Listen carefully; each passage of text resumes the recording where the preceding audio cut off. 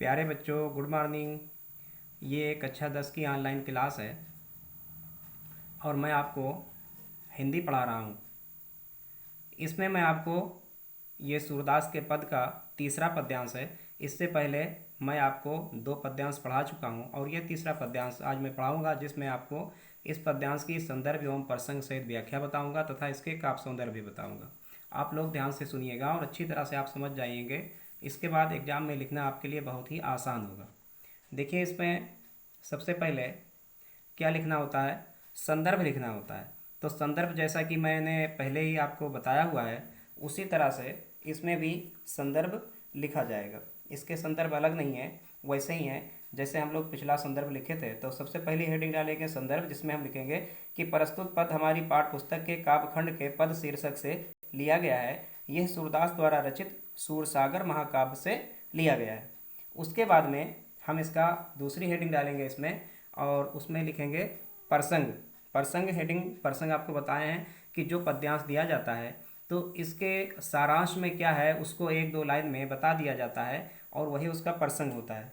तो प्रसंग में आप लोग लिखोगे कि प्रस्तुत पद्यांश में सूरदास जी ने मणि युक्त आंगन में घुटनों के बल चलते हुए बालक श्री कृष्ण की शोभा का वर्णन किया है। उसके बाद अब आते हैं इसकी व्याख्या में। तो व्याख्या करेंगे तो जब आपको कुछ शब्द के अर्थ पता होते हैं तो आप आसानी से उसके व्याख्या कर लेते हैं। तो इसमें मैंने नीचे देखिए आप दिए गए हैं, मैंने शब्द के अर्थ मेन लिख दिए हैं जिससे आपको आसानी हो जाए इसकी व्याख्या करने के लिए। तो इसकी व्याख्या करते हैं। चलिए देखिए, किलकत, किलकत के माने होता है किलकारी लेकर के हंसना, यानी कि खिलखिलाना। जो बच्चे खिलखिलाकर हंसते हैं, किलकारी लेते हैं, उसको कहते हैं किलकत। और कान यानी कि कान्हा अर्थात श्री कृष्ण को कहा गया है। और घुटुरवन के माने होता है घुटनों के बल। आवत के माने आते हैं यानी कि चलना। तो इसमें क्या कहा गया है कि कवि सूरदास जी श्री कृष्ण की बाल लीलाओं का वर्णन करते हुए कहते हैं कि बालक कृष्ण किलकारी मारते हुए, बालक कृष्ण यानी कि कान्हा किलकारी मारते हुए घुटनों के बल चलते हैं। बालक कृष्ण किलकारी मारते हुए घुटनों के बल आ रहे हैं या फिर चल रहे हैं। उसके बाद आगे देखिए लिखा हुआ है मणिमय। मणिमय के माने होता है मणि युक्त, यानी कि मणि से सजा हुआ, जहाँ पर मणि लगी हुई हो तो उसको कहते हैं मणिमय। कनक, कनक के माने होता है सोना। नंद, नंद जो है ये श्री कृष्ण के पिताजी हैं जिनको नंद बाबा कहा जाता है। और कई माने के, और आंगन तो आप जानते ही हैं, यानी नंद के आंगन यानी नंद के आंगन में। मणिमय कनक यानी कि मणियुक्त और सोने का नंद के आंगन में। और बिंब के माने होता है परछाई। और पकड़िबय के माने होता है पकड़ने के लिए। धावत माने क्या होता है दौड़ना। तो मणिमय कनक नंद के आंगन, बिंब पकड़बय धावत। नंद द्वारा बनाए गए मणियों से युक्त आंगन में श्री कृष्ण अपनी परछाई देखकर उसे पकड़ने के लिए दौड़ने लगते हैं।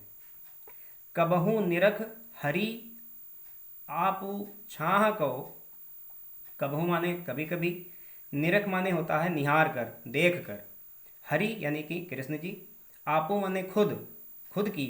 और छाह माने अपनी, आपो छाह यानी कि अपनी परछाई को। कौ यानी कि कौ। और कर सौ पकड़न चाहत, यानी कि पकड़न के माने पकड़ना, और चाहत यानी कि पकड़ना चाहते हैं। तो कबहू निरख हरि आपू छाह कौ, कर सौ पकड़न चाहत। नंद द्वारा बनाए गए मणियों से युक्त आंगन में श्री कृष्ण अपनी परछाई देखकर उसे पकड़ने के लिए दौड़ते हैं। क्या होगा, नंद द्वारा बनाए गए, नंद द्वारा बनाए गए मणियों से युक्त आंगन में श्री कृष्ण जी अपनी परछाई देखकर उसे पकड़ने के लिए दौड़ने लगते हैं। उसके बाद देखिए किलक हसत। किलक हसत, किलक यानी वही किलकारी लेकर के हंसना। किलक हसत यानी कि किलकारी लेकर के हंसना। और राजत, राजत के माने होता है सुशोभित होना। सुशोभित यानी कि जो देखने में अच्छा लगे उसे कहते हैं राजत, यानी कि सुशोभित होना। दो माने दो, दतियाँ मतलब दांत। जो बच्चे किलकारी लेकर हंसते हैं तो आगे की जो दो दतली होती हैं, जो दो दांत होते हैं, वो दिखाई देते हैं, उसको कहते हैं राजत, यानी कि सुशोभित होते हैं। ठीक है। और पुनि पुनि के माने बार बार। तिहि अवगाहत, अवगाहत के माने क्या होता है? अवगाहत के माने होता है दिखलाना। अवगाहत के माने दिखलाना। तो इस तरह से किलक हंसत राजत दो दतियाँ, जब श्री कृष्ण जी किलकारी मारते हुए हंसते हैं तो उनके आगे के दो दांत बार बार दिखाई देने लगते हैं।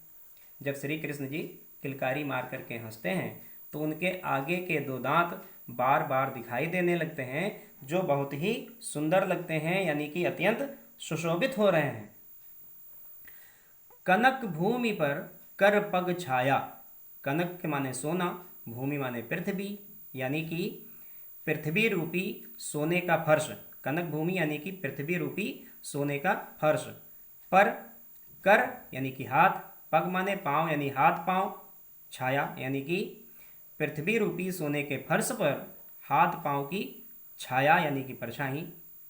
ये उपमा एक राजत, राजत के माने क्या होता है? सजाना। राजत के माने सजाना होता है। तो क्या हो गया कि कनक भूमि पर कर पग छाया, ये उपमा एक राजत यानी श्री कृष्ण के हाथ पैरों की छाया उस पृथ्वी रूपी सोने के फर्श पर ऐसे प्रतीत होती है, या फिर ऐसे दिखाई देती है कि मानो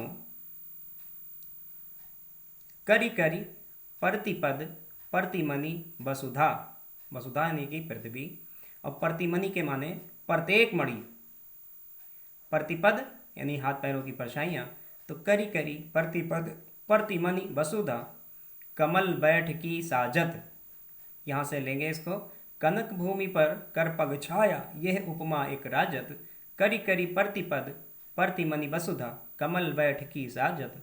श्री कृष्ण के हाथ पैरों की छाया उस पृथ्वी रूपी सोने के फर्श पर जब पड़ती है तो ऐसा लगता है, देखने में ऐसा प्रतीत होता है कि मानो प्रत्येक मणि में उनके बैठने के लिए पृथ्वी ने कमल का आसन सजा दिया हो। या फिर श्री कृष्ण के हाथ पैरों की छाया उस पृथ्वी रूपी सोने के फर्श पर जब पड़ती है तो ऐसा लगता है कि जैसे प्रत्येक मणि पर उनके कमल जैसे हाथ पैरों का प्रतिबिंब, यानी कि उनके हाथ पैरों की छाया पड़ने के बाद में ऐसा लगता है, देखने में यह प्रतीत होता है कि पृथ्वी पर कमल के फूलों का आसन बिछ रहा हो। बाल दशा सुख निरख जसोदा, जसोदा यानी यशोदा मैया जो श्री कृष्ण की माता जी हैं उनको जसोदा कहा गया है। तो बाल दशा यानी कि बाल यानी कि बालक, दशा यानी कि दशा यानी कि स्थिति, बालक की दशाओं को देख करके, बालक की स्थिति को देख करके, सुख माने आनंदित, निरख माने देख कर, जसोदा यानी श्री कृष्ण की बाल लीलाओं को देखकर माता यशोदा जी बहुत ही खुश होती हैं, बहुत ही आनंदित होती हैं। पुनि पुनि यानी बार बार, नंद उनके बाबा का नाम है, उनके पिताजी का, नंद बाबा, बुलावत, और बाबा नंद को वो बार बार बुलाती हैं। बाल दशा सुख निरख जसोदा पुनि पुनि नंद बुलावत।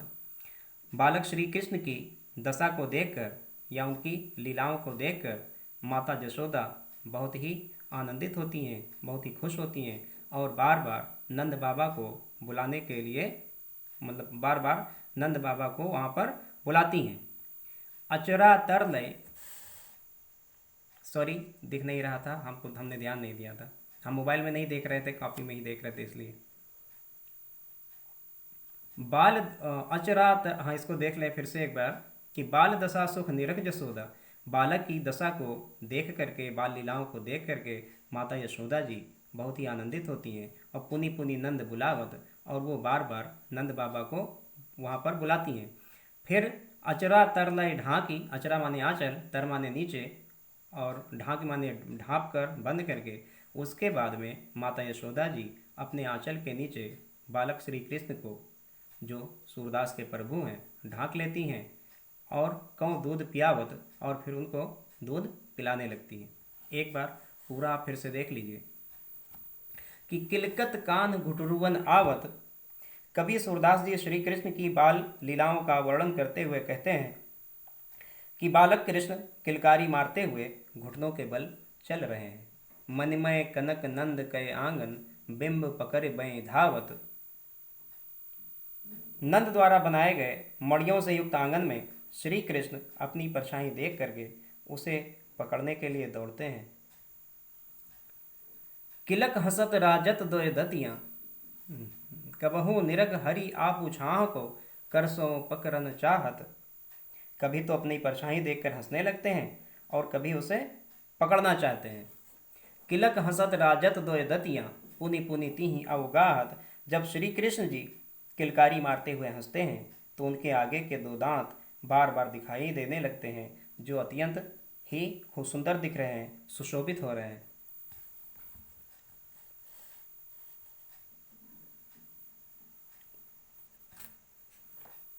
कनक भूमि पर कर पग छाया, यह उपमा एक राजत। श्री कृष्ण के हाथ पैरों की छाया उस पृथ्वी रूपी सोने के फर्श पर ऐसे प्रतीत हो रही है मानो प्रत्येक मणि में उठके बैठने के लिए पृथ्वी ने कमल का आसन सजा दिया हो। कनक भूमि पर कर पग छाया, यह उपमा एक राजत। करी करी प्रतिपद प्रतिमनि वसुधा, कमल बैठ की साजत। कि श्री कृष्ण के हाथ पैरों की छाया उस पृथ्वी रूपी सोने के फर्श पर जब पड़ती है तो ऐसा लगता है कि मानो प्रत्येक मणि में उनके बैठने के लिए पृथ्वी ने कमल का आसन सजा दिया हो, या फिर प्रत्येक मणि पर जब उनके कमल जैसे हाथ पैरों की परछाई प्रतिबिंब पड़ती है तो देखने में ऐसा लगता है कि जैसे पृथ्वी पर कमल के फूलों का आसन बिछ रहा हो। बाल दशा सुख निरख जसोदा, पुनि पुनि नंद बुलावत। श्री कृष्ण की बाल लीलाओं को देखकर उनकी मैया, उनकी माता यशोदा जी बहुत खुश होती हैं, आनंदित होती हैं और बार बार बाबा नंद को वहाँ पर बुलाती हैं। अचरा तरलय ढांकी सूर्य के प्रभु, कौ दूध पियावत। उसके बाद माता यशोदा जी सूरदास के प्रभु बालक श्री कृष्ण को अपने आंचल से ढक लेती हैं और फिर उनको दूध पिलाने लगती हैं। अब आते हैं इसके काव्यगत सौंदर्य को देख लेते हैं।